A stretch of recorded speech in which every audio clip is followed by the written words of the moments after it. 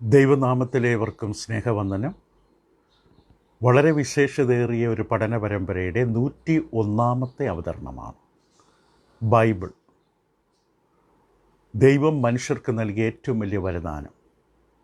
ദൈവ വെളിപാടുകൾ മനുഷ്യൻ്റെ ജീവിതത്തെ നിയന്ത്രിക്കുവാൻ, നടത്തുവാൻ, പരിപാലിക്കുവാൻ, സഹായിക്കുവാൻ സൃഷ്ടാവായ ദൈവം തന്നെ മനുഷ്യകുലത്തിന് നൽകിത്തന്ന സ്വർഗീയ പരിജ്ഞാനം, ദൈവത്തിൻ്റെ വിശുദ്ധ വേദപുസ്തകം.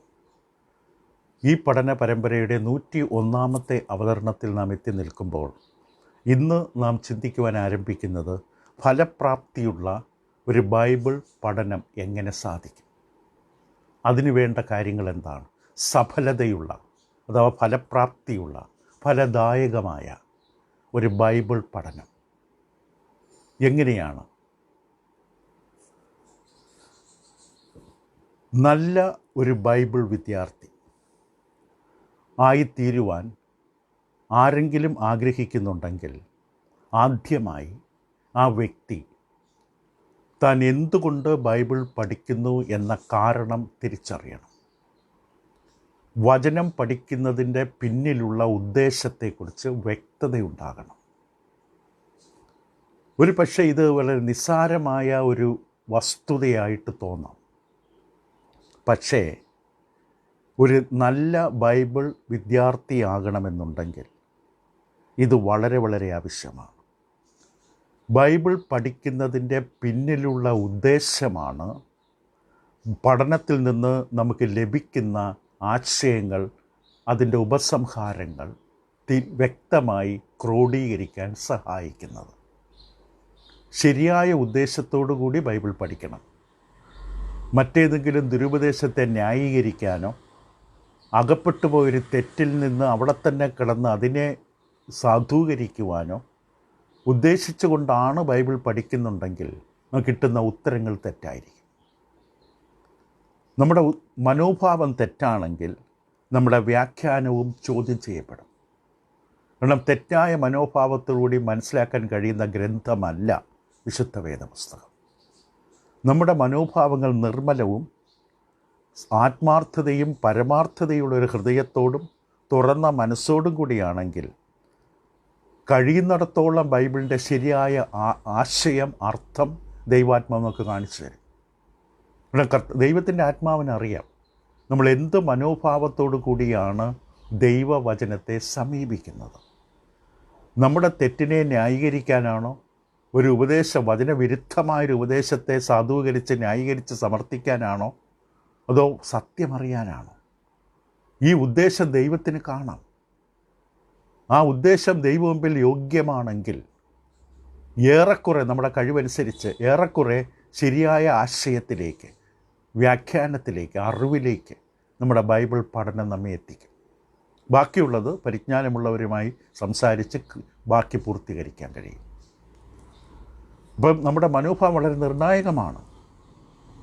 ഈ പഠനത്തിൽ നാം തിരിച്ചറിയാൻ പോകുന്നത് ഈ സഫലതയുള്ള ഫലപ്രാപ്തിയുള്ള ഒരു ബൈബിൾ വിദ്യാർത്ഥിയാകാൻ എങ്ങനെ കഴിയുമെന്നുള്ളതാണ്.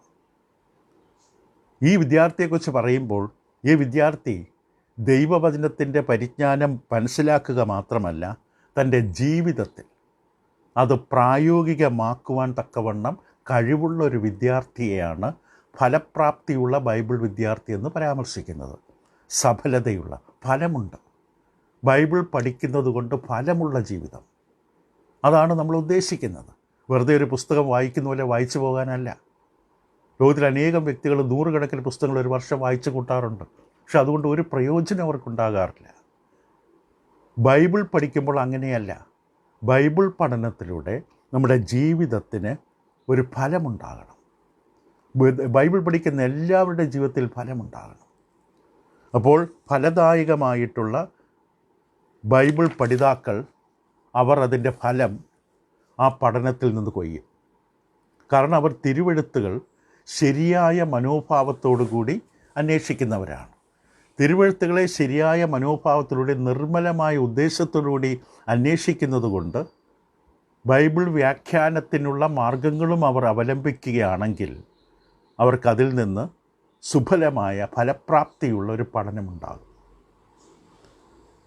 അതിൻ്റെ ഫലമായിട്ട് അവർ കൃപയിലും ക്രിസ്തുവിനെക്കുറിച്ചുള്ള പരിജ്ഞാനത്തിലും വളരും. പത്രോസ് പറഞ്ഞ ആ അവസ്ഥയിൽ എത്തിച്ചേരും. പത്രോസിൻ്റെ 2-ാം ലേഖനം 3-ാം അധ്യായത്തിൻ്റെ 18-ാം വാക്യത്തിലാണ് പത്രോസ് അപ്പോസ്തലൻ പറഞ്ഞത്, നിങ്ങൾ കൃപയിലും ക്രിസ്തുയേശുവിൻ്റെ പരിജ്ഞാനത്തിലും വളരുവിൻ. ദൈവവചനത്തെക്കുറിച്ചുള്ള ശരിയായ പരിജ്ഞാനം പ്രാപിക്കുന്നതിൻ്റെ അളവിൽ നമുക്ക് ദൈവകൃപയും ലഭിക്കും. അതിൻ്റെ ഫലമായിട്ട് അവിടെ ജീവിതത്തിന് മാറ്റമുണ്ടാകും. വചന പഠനം ഒരു വ്യക്തിയുടെ ജീവിതത്തെ സ്വാധീനിക്കും. ഭൂമിയിൽ മറ്റൊരു പരിജ്ഞാനവും സ്വാധീനിക്കില്ല. അത് ലോകപ്രയുള്ള ജീവിതത്തിന് പല അറിവുകൾ നൽകുമെന്നല്ലാതെ ദൈവവുമായുള്ള ബന്ധത്തിൽ സ്വാധീനിക്കാൻ കഴിയുന്ന ഏക ഗ്രന്ഥം ദൈവത്തിൻ്റെ വിശുദ്ധ വേദപുസ്തകമാണ്.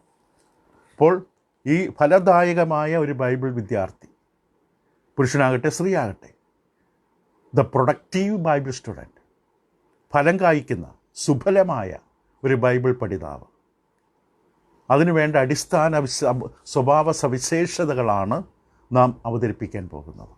എന്താണ് ഈ പ്രയോഗം കൊണ്ട് അർത്ഥമാക്കുന്നത്? ഫലദായകമായ ബൈബിൾ വിദ്യാർത്ഥി എന്നുള്ളതുകൊണ്ട് അർത്ഥമാക്കുന്നത് എന്താണ്? അതായത് ദൈവം എന്താണോ ബൈബിൾ പഠിക്കുന്ന ഒരു വ്യക്തിയിൽ നിന്ന് പ്രതീക്ഷിക്കുന്നത് ആ വ്യക്തിയായി മാറുക. ദൈവം ആഗ്രഹിക്കുന്ന തരത്തിലുള്ളൊരു ബൈബിൾ വിദ്യാർത്ഥിയായി മാറുക. ഇതാണ് ആ വാക്കുകൊണ്ട് അർത്ഥമാക്കുന്നത്. ഫലദായകമായ ബൈബിൾ വിദ്യാർത്ഥി കൊണ്ട് അർത്ഥമാക്കുന്നത് അത് തന്നെയാണ്. ദൈവം എന്താണോ തൻ്റെ വചനം പഠിക്കുന്ന പരിശോധിക്കുന്ന ഒരാളെക്കുറിച്ച് പ്രതീക്ഷിക്കുന്നത് ആ നിലയിലായിത്തീരുക.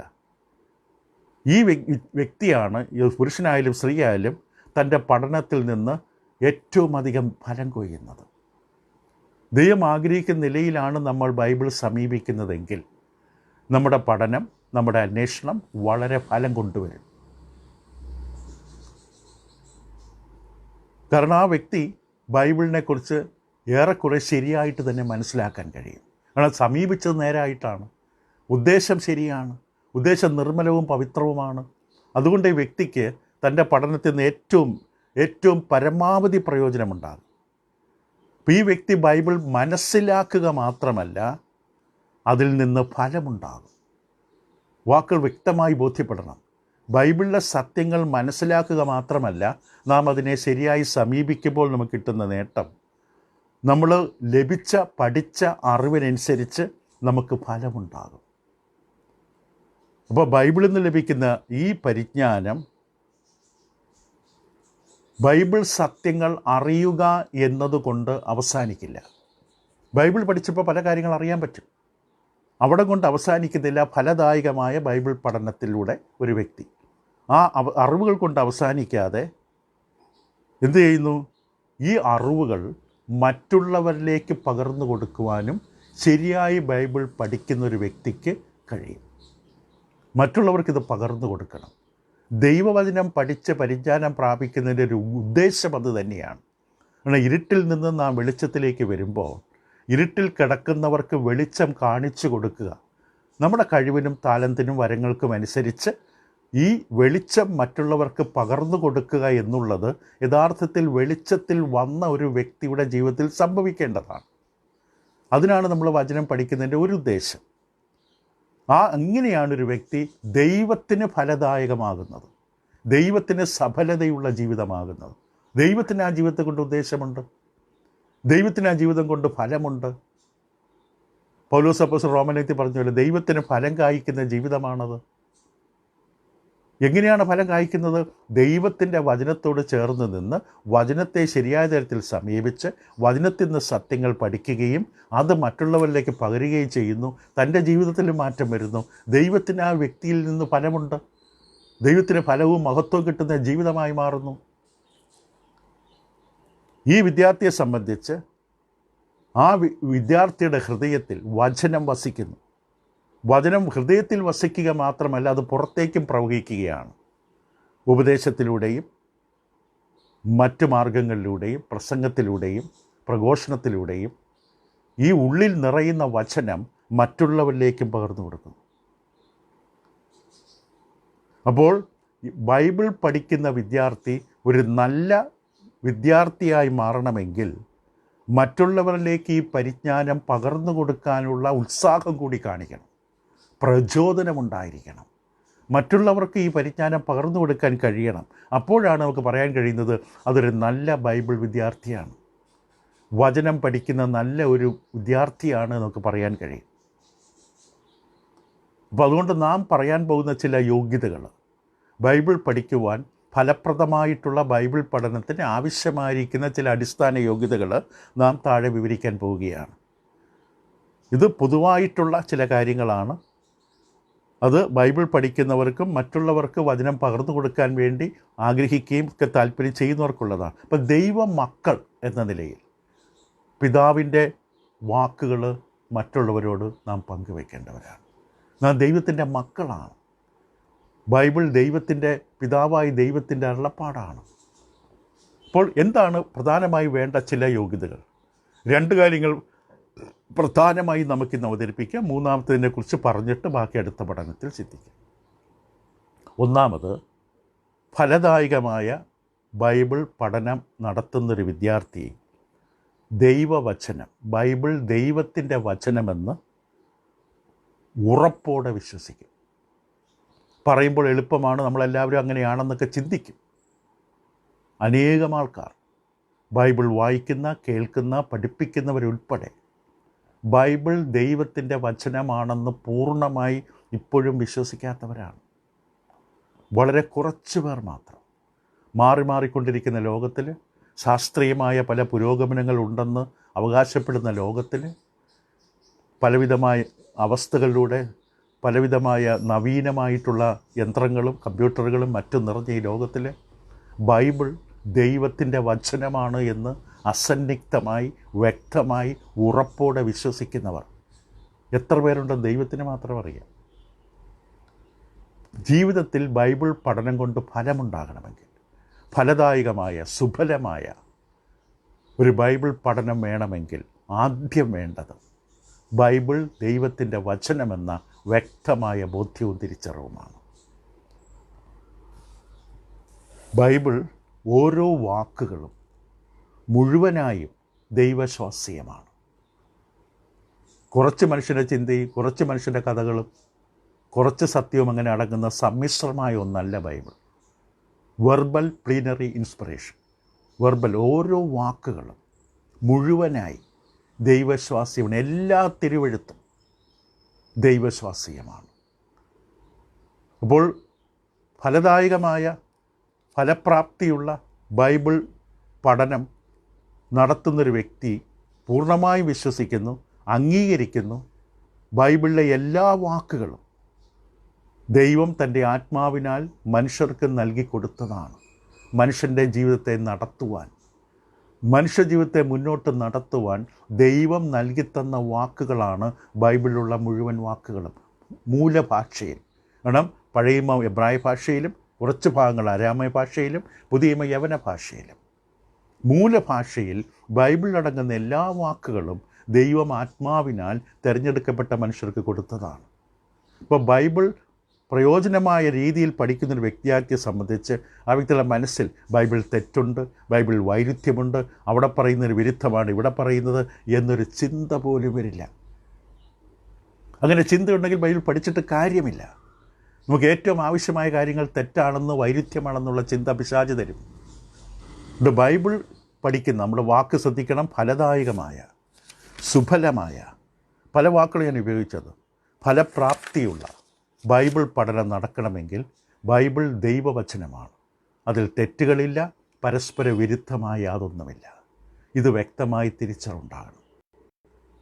ബൈബിൾ മനുഷ്യജീവിതത്തെ നയിക്കാൻ ദൈവം നൽകിത്തന്ന ദൈവശ്വാസീയമായിട്ടുള്ള വഴികാട്ടിയാണ് എന്ന തിരിച്ചറിവ് അടിസ്ഥാനമുണ്ടാകും. ഈ ഒരു മനോഭാവം ഉള്ള വ്യക്തി ബൈബിളിലുള്ള സത്യങ്ങൾ അറിയാൻ ആഗ്രഹിക്കും.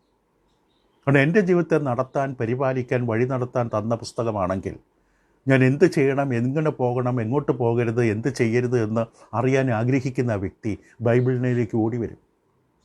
ബൈബിൾ പഠിക്കും, ബൈബിൾ അന്വേഷിക്കും.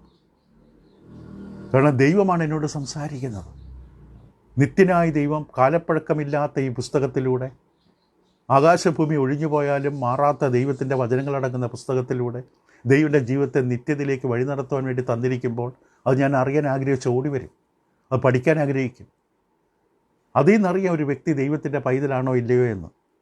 അത് വളരെ പ്രധാനമാണ്. ഈ ദൈവശ്വാസിയമായ തിരുവെഴുത്തുകളിലൂടെയാണ് ദൈവം നമ്മെ നടത്തുന്നത്. നമ്മുടെ യാത്രയ്ക്കുള്ള മാർഗമാണിത്. അപ്പോൾ ഈ വിദ്യാർത്ഥിയെ സംബന്ധിച്ച് ഇത് മനുഷ്യൻ എഴുതിയ പുസ്തകമെന്ന ചിന്തയല്ല. ഇപ്പോൾ ഫലപ്രദമായ വചന പഠനം അതെല്ലാവർക്കും ഇല്ല.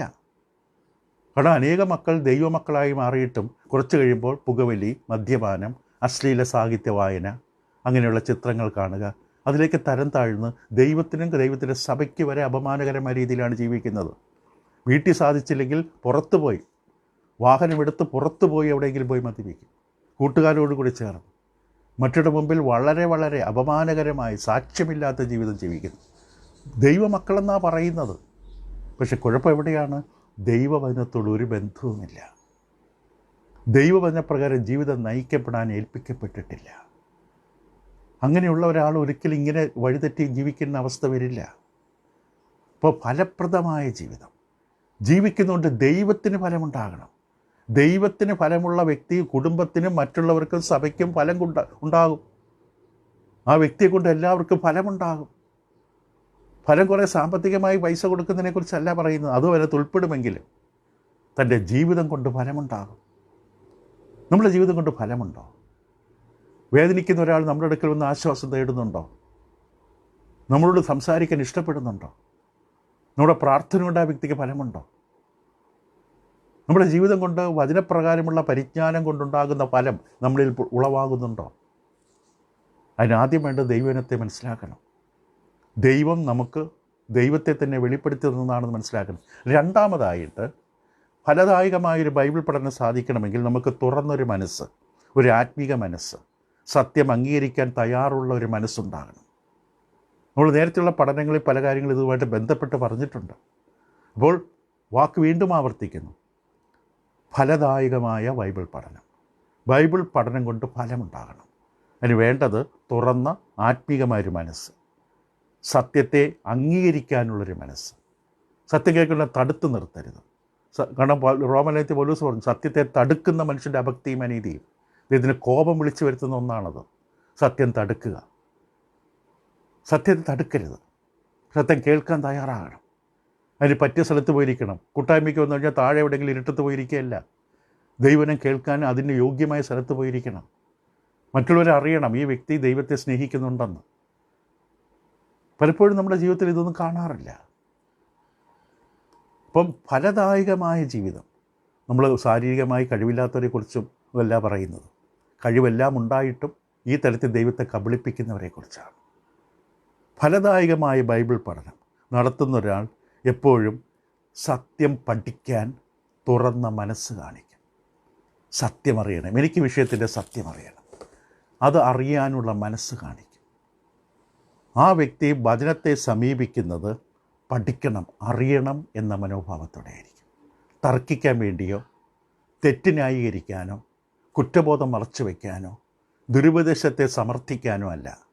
എനിക്ക് സത്യം പഠിക്കണം, സത്യം പഠിക്കണമെന്നുള്ള ആഗ്രഹം പ്രകടിപ്പിക്കും. ഈ ഒരു ഇതൊരു ആത്മീക മനോഭാവമാണ്. ഈ ഒരു ആത്മീക മനോഭാവ നിമിത്തം ഈ വ്യക്തി ശ്രദ്ധിക്കും, എന്ത്, എൻ്റെ ജീവിതത്തിൽ പാപം കടന്നു വരരുത്, മനഃപൂർവ്വമായി ഞാൻ പാപം ചെയ്യരുത്. അങ്ങനെ പാപം ചെയ്താൽ എന്താ അപകടം? വചനം, സത്യം പിന്നെ മനസ്സിലാക്കാൻ ബുദ്ധിമുട്ടാണ്. എൻ്റെ ഹൃദയത്തിൽ, മനസ്സിൽ, ചിന്തയിൽ പാപം കുടികൊള്ളുന്നുണ്ടെങ്കിൽ ദൈവവചനത്തിൻ്റെ പരിജ്ഞാനം തുറക്കപ്പെടില്ല. ശരിയായ പരിജ്ഞാനം. പാപം നമ്മളെ തടയും. എന്നിലുള്ള പാപം, നിങ്ങളിലുള്ള പാപം, സത്യത്തിൻ്റെ പരിജ്ഞാനത്തെ മാത്രമല്ല മറ്റൊരു മുമ്പ് പറയാൻ പറ്റില്ല. ഇപ്പോൾ വ്യഭിചാരവും പിടിച്ചു പറയും, പുകവലിയും മദ്യപാനവും കൊണ്ട് നടക്കുന്ന ഒരാൾ ബൈബിളും എടുത്തുകൊണ്ട് പ്രസംഗിക്കാൻ നടന്നാൽ എന്തു പറയും മനുഷ്യർ? ദൈവം വ്യക്തി ഏൽപ്പിച്ചിട്ടില്ല അത്. അപ്പോൾ ആ വ്യക്തി പറയുന്നത് ആരുടെ വാക്കുകളായിരിക്കും? അതുകൊണ്ടാണ് സങ്കീർത്തനം ചെയ്തത്, ദുഷ്ട എൻ്റെ വചനം എടുക്കാൻ നിനക്കെന്ത് കാര്യം? നാം അതുകൊണ്ട് സൂക്ഷിക്കണം. നമ്മൾ പല മോഹങ്ങളും പ്രലോഭനങ്ങളും പരീക്ഷണങ്ങളും നേരിടും. ദൈവനം പഠിക്കാൻ ആഗ്രഹിക്കുന്ന വിദ്യാർത്ഥിയാണെങ്കിൽ ഈ പരീക്ഷണങ്ങളും പ്രലോഭനങ്ങളും ദൈവനം പഠിക്കുന്നതിന് എന്നെ തടസ്സപ്പെടുത്തുമെന്നുള്ളൊരു ബോധം വേണം. അല്ലെങ്കിൽ ഈ സ്വഭാവം ഇത് സ്വഭാവം ദൈവവചനം പഠിക്കാൻ എന്നെ തടസ്സപ്പെടുത്തും. ജഡത്തിൻ്റെ ഇഷ്ടത്തിനും മോഹങ്ങൾക്കും രാഗങ്ങൾക്കും വേണ്ടി അതിനെ സുഖിപ്പിക്കാൻ വേണ്ടി ഞാൻ ജീവിക്കുമ്പോൾ പിന്നെ എനിക്ക് ആത്മീയമായ ഭക്ഷണം കഴിക്കാൻ പറ്റില്ല. ആത്മീയമായ കാര്യങ്ങൾ മനസ്സിലാക്കാനുള്ള കഴിവ് നഷ്ടപ്പെടും എന്നറിയാനുള്ളൊരു തിരിച്ചറിവ് വേണം. അത് ശരിക്കും സത്യം അന്വേഷിക്കുന്നവർക്കുണ്ട്. എനിക്ക് വചനം പഠിക്കാൻ മുടക്കം വരരുത്. വചനം വായിക്കാനും കേൾക്കാനും തടസ്സം വരരുത്. ഞാൻ എൻ്റെ ഭാര്യയോട് വഴക്കുണ്ടാക്കിയാൽ പോലും എത്രയും പെട്ടെന്ന് ആ വ്യക്തിയോട് അത് നേരെയാകും. ദൈവവചന പ്രകാരമാണെങ്കിൽ കുട്ടികളുടെ ബന്ധത്തിൽ, മറ്റേതെങ്കിലും TV കാണുമ്പോൾ, മറ്റേതെങ്കിലും കാര്യങ്ങളുടെ ബന്ധത്തിൽ ഒരു മനസ്സിലൊരു അടുക്ക് വന്നാൽ ഉടൻ തിരിച്ചറിയണം. കാരണം നാളെ എനിക്ക് ബൈബിൾ വായിക്കാൻ പറ്റില്ല, ബൈബിൾ കേൾക്കാൻ പറ്റില്ല, പ്രസംഗിക്കാൻ പറ്റില്ല. ഇത് ഉള്ളിൽ കിടക്കുന്നിടത്തോളം കാലം. അതുകൊണ്ട് ഈ ബോധമുള്ള, എന്തിൻ്റെ ബോധം? സത്യം അറിയണം, വചനം പഠിക്കണമെന്ന് തിരിച്ചറിവുള്ളൊരു വ്യക്തി. തെറ്റുകൾ വരാം, സ്വാഭാവികം. പക്ഷേ എത്രയും പെട്ടെന്ന് കൈകാര്യം ചെയ്യും. ആ വ്യക്തിയെ സത്യം അറിയണം, വചനത്തിൻ്റെ ജ്ഞാനം പ്രാപിക്കണം, മറ്റുള്ളവർക്കിത് പറഞ്ഞു കൊടുക്കണം. അല്ലെങ്കിൽ മറ്റുള്ളവർ കളിയാക്കും. ഭാര്യയുമായിട്ട് വഴക്കുണ്ടാക്കി ഭാര്യയെ തല്ലി, ഭർത്താവിനെ തല്ലി, കുട്ടികളെ അനാവശ്യമായ തെറിയും പറഞ്ഞ് അപമാനിച്ച വ്യക്തി നിന്നെ എങ്ങനെയാണ് ബൈബിൾ പറയുന്നത്? ഇപ്പോൾ എനിക്ക് മറ്റുള്ളവരോട് ഇത് പറഞ്ഞു കൊടുക്കണമെങ്കിൽ എൻ്റെ ജീവിതം ഏറെക്കുറെ ഞാൻ ശ്രദ്ധിക്കണം. നമ്മുടെ ചുറ്റും എന്താ നടക്കുന്നത് നമുക്ക് ഇതിലൂടെ വ്യക്തമായി കാണാൻ പറ്റും. മാത്രമല്ല, ഈ വ്യക്തി ലോകപ്രകാരമുള്ള മതപരമായിട്ടുള്ള ആചാരങ്ങളും അനുഷ്ഠാനങ്ങളുടെ സ്വാധീനം വരാതെ നോക്കും. മതപരമായി പല സ്വാധീനങ്ങൾ ചുറ്റുമുണ്ട്, സമ്പ്രദായങ്ങളുണ്ട്, അതിലിപ്പോഴും വിശ്വസിക്കുന്നവരുണ്ട്. അതൊക്കെ ഉള്ളിൽ കയറിക്കഴിഞ്ഞാൽ സത്യത്തെ വളച്ചൊടിക്കും. സമ്പ്രദായത്തിനൊത്തവണ്ണം സത്യം വളച്ചൊടിക്കും. അതുകൊണ്ട് യഥാർത്ഥമായി പരിജ്ഞാനം പ്രാപിക്കാൻ ഫലദായകമായ വചന പഠനത്തിന് ആഗ്രഹിക്കുന്ന വ്യക്തി അത് ശ്രദ്ധിക്കും. തൻ്റെ മതപരമായ ആചാരങ്ങൾ സത്യത്തെ വിവരിക്കാൻ വേണ്ടി സ്വാധീനിക്കരുത്. സമ്പ്രദായങ്ങളും ആചാരങ്ങളും പാരമ്പര്യങ്ങളും അല്ല സത്യത്തെ നിർണ്ണയിക്കേണ്ടത്, വിവരിക്കേണ്ടത്. അതെന്നെ ഈ സത്യം അറിയുന്നതിന് തടസ്സപ്പെടുത്തരുതെന്നുള്ള ബോധമുണ്ടാകും. ഈ വ്യക്തി, ഏത് വ്യക്തി? ഫലദായകമായ വചനം പഠിക്കാൻ ആഗ്രഹിക്കുന്ന വ്യക്തിയെ സംബന്ധിച്ച് ബൈബിളിനെ ഒരു ആഗ്രഹത്തോടെ, വചനത്തിൽ നിന്ന് എനിക്ക് പഠിക്കണം, ഇന്ന് എനിക്ക് വചനം പഠിക്കുമ്പോൾ, വായിക്കുമ്പോൾ എനിക്കതിൽ നിന്ന് എന്തെങ്കിലും കിട്ടണം, എനിക്കൊരു അറിവ് സമ്പാദിക്കണം. അറിവ് സമ്പാദിക്കുന്ന എന്തിനാണ്? എൻ്റെ ജീവിതത്തിന് മാറ്റം വരുത്തുന്ന അറിവ്, എൻ്റെ ജീവിതത്തിന് പുരോഗമനം വരുത്തുന്ന, പരിഷ്കരിക്കുന്ന അറിവ്, വെറുതെ തല വലുതാകുന്ന അറിവല്ല. ജീവിതത്തിന് മാറ്റം വരണം. മറഞ്ഞിരിക്കുന്ന തെറ്റുകൾ എന്നിലുണ്ടെങ്കിൽ വചനത്തിലൂടെ എനിക്കത് കാണണം, എനിക്കത് പരിഹരിക്കണം, എനിക്ക് ദൈവത്തോട് കൂടുതൽ അടുത്ത് വരണം, എനിക്ക് കൂടുതൽ പ്രയോജനപ്പെടുന്ന വിധത്തിൽ മറ്റുള്ളവർക്ക് ഇത് പകർന്നു കൊടുക്കാൻ കഴിയണം, എനിക്ക് വ്യക്തമായ പരിജ്ഞാനം എനിക്ക് വേണം. ഈ ആഗ്രഹത്തോടെയാണ് വചനം സമീപിക്കുന്നത്. ദൈവത്തെക്കുറിച്ചും നിത്യതയെക്കുറിച്ചും കൂടുതൽ അറിവ് നേടാൻ ആഗ്രഹിക്കുന്നു ഫലദായകമായ വചനം പഠിക്കുന്ന വ്യക്തി. ജ്ഞാനത്തെ ആഗ്രഹിക്കുന്നു, ജ്ഞാനത്തോടെ ദാഹിക്കുന്നു. ദൈവം എങ്ങനെയാണ് ചരിത്രത്തിൽ ദൈവമക്കളുടെ ജീവിതത്തിൽ ഇടപെട്ടതെന്ന് അറിയാൻ വല്ലാതെ ആഗ്രഹിക്കും.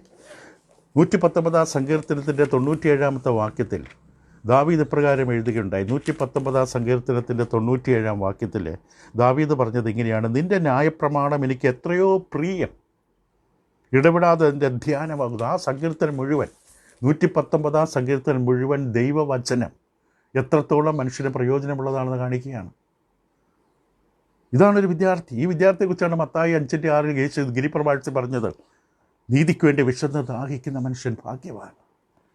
നീതിക്ക് വേണ്ടി വിശന്ന് ദാഹിക്കുക, അത് വചനത്തെക്കുറിച്ചാണ്. വചനമാണ് ദൈവനീതിയുടെ വെളിപാട്. സങ്കീർത്തനം 1-2 സംഗീതക്കാരൻ എങ്ങനെയാണ് പറഞ്ഞത്? യഹോവയുടെ ന്യായപ്രമാണത്തിൽ സന്തോഷിച്ച് അവൻ്റെ ന്യായപ്രമാണത്തെ രാപ്പകൽ ധ്യാനിക്കുന്നവൻ ഭാഗ്യവാൻ. ദൈവത്തിൻ്റെ പ്രമാണത്തിൽ സന്തോഷിക്കുന്നൊരു മനോഭാവം, വചനം വായിക്കാൻ സന്തോഷിക്കുകയാണ്. നമ്മുടെ ജീവിതത്തിൻ്റെ അവസ്ഥ എന്താണ്? ദൈവം പഠിക്കുന്നു, കേൾക്കുന്നു, പോയിരുന്ന് കേൾക്കുന്നു, പക്ഷെ ജീവിക്കുന്നതോ? ദൈവത്തിന് എന്തുമാത്രം വേദനയുണ്ടാക്കുന്ന ജീവിതമാണ്. ദൈവത്തിൻ്റെ പുസ്തകം കയ്യിലെടുത്തിട്ട് എന്തൊക്കെയാണ് പറയുന്നത്, വ്യാഖ്യാനിക്കുന്നത്, ജീവിക്കുന്നത്. മനുഷ്യരെ ദൈവത്തിൽ നിന്ന് അകറ്റാൻ വേണ്ടി എന്തെല്ലാം തന്ത്രങ്ങളാണ് നടത്തുന്നത്. ഈ പുസ്തകം വെച്ചുകൊണ്ട് വ്യവസായമായി ജീവിക്കാൻ വേണ്ടി തന്ത്രപ്പാടുകൾ നടത്തുന്ന ലോകമാണ്. ഈ ലോകത്തിൻ്റെ നടുവിൽ എത്രത്തോളം ആത്മാർത്ഥമായി നമ്മൾ ശ്രദ്ധിക്കണം. എന്തിന്? ഫലദായകമായ, ഫലപ്രദമായ, സഫലമായ, സുഫലമായ ഒരു വചന പഠനം. അതൊരു കൃപയാണ്, അതൊരു വരമാണ്. പക്ഷെ നമ്മുടെ ഭാഗത്ത് ശ്രദ്ധിക്കേണ്ട കാര്യങ്ങളാണ് നമ്മൾ ചിന്തിച്ചുകൊണ്ടിരിക്കുന്നത്. ബെറോവയിലുള്ളവരെ കുറിച്ച് പറഞ്ഞു, ഒരു തെസ്സലോനിക്കയിലുള്ളവരെക്കാൾ ഉത്തമന്മാരായിരുന്നു. എന്തുകൊണ്ടാണ് അവർ ഉത്തമന്മാരെന്ന് പറഞ്ഞത്? അവർ ദൈവനെ കേൾക്കുക മാത്രമല്ല, അത് കൈക്കൊള്ളുകയും അത് അങ്ങനെ തന്നെ ഒന്ന് ദിനംപ്രതി പരിശോധിക്കുകയും ചെയ്തു. മൂന്നാമതായിട്ട് ഫലദായകമായിട്ടുള്ള വചന പഠനത്തിന് വേണ്ടത് വചനം പഠിക്കാൻ ആവശ്യമായ പരിജ്ഞാനം പ്രാപിക്കണം, വിദ്യാഭ്യാസം പ്രാപിക്കണം. വലിയ 4 വിഷയത്തിൽ MAയോ MTHോ എടുക്കണമെന്നല്ല. അങ്ങനെ പോകുന്ന പലരും ശരിയായ പരിജ്ഞാനം പോലും പ്രാപിക്കാറില്ല. ബൈബിൾ പഠിക്കാൻ ആഗ്രഹിക്കുന്ന വിദ്യാർത്ഥി, ആ വിദ്യാർത്ഥിക്ക് ആവശ്യമായിരിക്കുന്ന ഒരു പ്രത്യേക ആവശ്യമെന്ന് പറയുന്നത് ബൈബിൾ പഠിക്കാൻ ഏതൊക്കെ തരത്തിലുള്ള അറിവുകൾ നേടണോ അത് നേടണം. കൂട്ടി വായിക്കാൻ, അർത്ഥം മനസ്സിലാക്കാൻ, അടിസ്ഥാന വിദ്യാഭ്യാസം, വ്യാകരണങ്ങളെക്കുറിച്ച്, ചരിത്രത്തെക്കുറിച്ച്, സാമൂഹ്യശാസ്ത്രത്തെക്കുറിച്ച് കഴിയുമെങ്കിൽ ഈ അറിവുകളൊക്കെ നേടണം. സാധാരണ നമുക്ക് ലഭിക്കുന്ന അറിവുകൾ, കാരണം ഏതെല്ലാം തരത്തിലുള്ള വിദ്യാഭ്യാസങ്ങൾ ബൈബിൾ പഠിച്ച് മനസ്സിലാക്കി മറ്റുള്ളവർക്കത് പകർന്നു കൊടുക്കാൻ ഏതൊക്കെ അറിവ് എനിക്ക് വേണമോ, ഏതെല്ലാം തരത്തിലുള്ള ജനങ്ങളുമായി ഇടപഴകുമ്പോൾ അവരുടെ ജീവിതത്തെക്കുറിച്ച് മനസ്സിലാക്കാൻ അടിസ്ഥാന അറിവുകൾ എനിക്ക് വേണമോ, ഇതൊക്കെ നേടാൻ ശ്രമിക്കണം. ലോകത്തിൽ നടക്കുന്നത് എന്താണ് അതിൻ്റെ അറിവ് നേടാൻ ശ്രമിക്കണം. ആവശ്യമായ അറിവ്, കൂടുതൽ ആഴത്തിൽ പോകരുത്. ആവശ്യമായ അറിവ്, ഇന്നെന്ത് നടക്കുന്നു, മനുഷ്യൻ്റെ ജീവിതം എങ്ങനെ അധംപതിക്കുന്നു, സ്ത്രീ പുരുഷ ബന്ധത്തെക്കുറിച്ച് എന്ത് പറയുന്നു, കോടതി വിധികളിൽ നടത്തുന്ന വചനവിരുദ്ധമായ നിലപാടുകൾ എന്തൊക്കെയാണ്, സാമൂഹ്യശാസ്ത്രം, ഗ്രാമർ, വാക്യങ്ങൾ, കഠിനമായ വാക്കുകളുണ്ട് ബൈബിളിൽ, അതൊക്കെ മനസ്സിലാക്കുന്ന അടിസ്ഥാന വിദ്യാഭ്യാസം. ഇതൊക്കെ എന്തിനാണ്? ബൈബിൾ പഠിക്കാൻ, വചനം പഠിക്കാൻ, ഫലദായകമായ ജീവിതമുണ്ടാകാൻ. ഒരു അവസരം ബൈബിൾ പഠിക്കാൻ കിട്ടിയാൽ യഥാർത്ഥത്തിൽ വചനം പഠിക്കാൻ ആഗ്രഹിക്കുന്ന വിദ്യാർത്ഥി അവസരം കളയില്ല. ചിലപ്പോൾ ഒരു 4-5 മണിക്കൂർ ദൂരെ യാത്ര ചെയ്ത് പഠിക്കാൻ പറ്റുന്ന അവസരമാകാം. അവിടെ പോയി താമസിച്ച് മാസത്തിൽ ഒരു 10 ദിവസമെങ്കിലും പഠിക്കാൻ സാധിക്കുമെങ്കിൽ അതെത്ര വലിയ ഭാഗ്യമാണ്. പക്ഷേ ശരിയായി ബൈബിൾ പഠിപ്പിക്കുന്ന ഇടമാകണം. അത് പ്രത്യേകം ശ്രദ്ധിക്കണം. ഇപ്പോൾ നമ്മളായിരിക്കുന്ന സമൂഹത്തിൽ ഈ വിദ്യാഭ്യാസം കൊണ്ട് നമുക്ക് പ്രയോജനപ്പെടണം. ബൈബിൾ വിദ്യാഭ്യാസം, സത്യവചനത്തിൻ്റെ പരിജ്ഞാനം, ഇത് മറ്റുള്ളവർക്ക് പകർന്നു കൊടുക്കണം. പകർന്നു കൊടുക്കാനുള്ള സാമാന്യ യോഗ്യത വേണം. ആശയവിനിമയ ശൈലികൾ അറിഞ്ഞിരിക്കണം. വ്യാകരണങ്ങൾ കൃത്യമായി പറയാൻ കഴിയണം. വാക്കുകൾ ശരിക്കും ഉപയോഗിക്കാൻ കഴിയണം. പ്രസംഗ പാഠവം അധികമില്ലെങ്കിലും അവതരിപ്പിക്കാനുള്ള കഴിവെങ്കിലും ഉണ്ടാകണം. ഇതൊക്കെ എന്തിനാണ്? ജീവിതത്തിൽ ദൈവവചനം പഠിച്ച് ഫലമുണ്ടാകണം. വെറുതെ മൗനമായിരിക്കാനല്ല. നമ്മളാൽ കഴിയുന്ന തരത്തിൽ പറയാൻ പറ്റുന്നവരോട്, മക്കളോട്, ഭാര്യയോട്, ഭർത്താവിനോട്, അയൽവക്കക്കാരോട്, നമ്മുടെ ചെറിയ ചെറിയ കൂടിവരവുകളോട് കഴിയുന്ന തരത്തിൽ പറഞ്ഞു കൊടുക്കണം. ദൈവത്തിൻ്റെ ചിന്തയിലേക്ക് കൊണ്ടുവരണം. ഇതിനെക്കുറിച്ച് നമുക്ക് തുടരാം അടുത്ത പഠനത്തിൽ. ഇത് വളരെ നിർണായകമാണ്. ഇന്നത്തെ ആത്മീയഗോളം പരിതാപകരമാണ്, സങ്കടം വരുത്തും. നമുക്ക് സംശയം തോന്നും, ഇവരൊക്കെ ദൈവമക്കൾ തന്നെയാണോ? ദൈവത്തെ വാസ്തവത്തിൽ അറിഞ്ഞിട്ടുണ്ടോ? എല്ലാത്തിൻ്റെ കാരണം തിരുവെഴുത്തുകൾ അറിയാത്തത് കൊണ്ട്. എൻ്റെ ജനം പരിജ്ഞാനമില്ലെങ്കിൽ നശിച്ചു പോകും. തിരുവെഴുത്തുകളിൽ നിന്ന് അകന്നു പോകുന്ന സമൂഹം, പ്രത്യേകിച്ച് യൗവനക്കാർ മാത്രമല്ല, സ്ത്രീ പുരുഷ ഭേദമന്യേ എല്ലാവരും തിരുവെഴുത്തുകളിൽ നിന്ന് അകലുകയാണ്. ചടങ്ങ് പോലെ പലരും വായിക്കുന്നു, പക്ഷേ അത് ഫലമുണ്ടാകുന്നില്ല, ജീവിതം മാറുന്നില്ല, ജീവിതത്തിന് പരിഷ്കാരം ഉണ്ടാകുന്നില്ല, അതോടെ ചുറ്റുമുള്ള സമൂഹങ്ങൾ സ്വാധീനിക്കപ്പെടുന്നില്ല. ഇത് വല്ലാത്ത അപകടം പിടിച്ചൊരവസ്ഥയാണ്. കണ്ണുനീരോടെ പ്രാർത്ഥിക്കുക. നമ്മളെങ്കിലും വചനത്തെ ശരിക്ക് സമീപിക്കുക. മറ്റൊന്നും നമ്മളെ സ്വാധീനിക്കരുത്. മറക്കരുത്, എൻ്റെ ഉള്ളിൽ പാപം വരാൻ, നിങ്ങളുടെ ഉള്ളിൽ പാപം വരാൻ അനുവദിക്കരുത്. അത് വന്നാൽ പിന്നെ വചനത്തെ സമീപിച്ചിട്ട് കാര്യമില്ല, നാം അത് വളച്ചൊടിക്കും. ഒരിക്കലും വരേണ്ട ഈ വിഷയത്തിൽ തുടർന്നുള്ള പഠനങ്ങളും ശ്രദ്ധിക്കാൻ ശ്രമിക്കുക. ഇത് നിങ്ങളെ സഹായിക്കട്ടെ. Thank you.